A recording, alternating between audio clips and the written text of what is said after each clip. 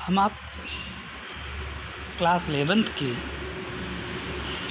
Physics की class में पहले चैप्टर को पढ़ेंगे, जिसका नाम है भौतिक जगत। ठीक, चलिए हम इस चैप्टर को प्रारंभ करने से पहले विज्ञान के बारे में जानते हैं। तो विज्ञान क्या होता है? क्रमबद्ध ज्ञान को हम क्या कहते हैं? क्रमबद्ध, सुव्यवस्थित, सुसंगठित ज्ञान को विज्ञान कहते हैं। ठीक, अगर हम विज्ञान को थोड़ा सा विज्ञान के रूप में जानें, ठीक, विज्ञान का मतलब हो गया एक व्यापक ज्ञान। ठीक है, तो व्यापक रूप में, व्यवस्थित रूप में प्रकृति में होने वाली घटनाओं का क्रमबद्ध अध्ययन करना ही क्या है? विज्ञान कहलाता है। ठीक, आइए हम आप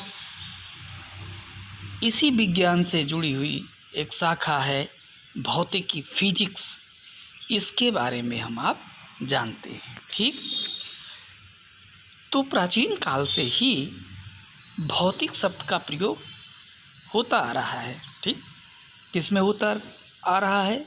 प्राचीन काल में हमारी संस्कृत थी, और संस्कृतों से संबंधित हम ये समझ सकते हैं वेदों में इसका प्रयोग पहले से ही हम देखते आ रहे हैं, और इसका मतलब होता है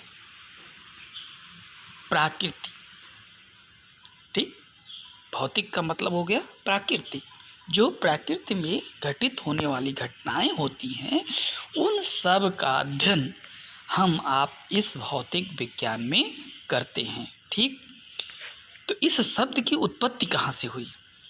जो फिजिक्स शब्द है, इसकी उत्पत्ति कहाँ से हुई? तो यह शब्द जो है एक ग्रीक शब्द है।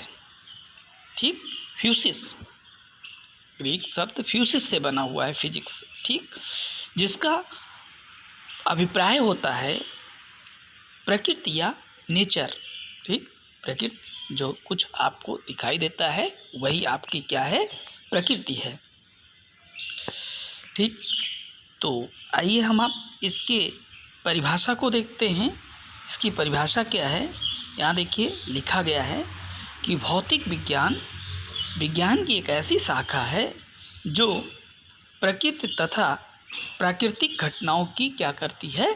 व्याख्या करती है। ठीक, तो वह विज्ञान की शाखा जो प्रकृति और प्राकृतिक घटनाओं की व्याख्या करे, वही है भौतिक विज्ञान।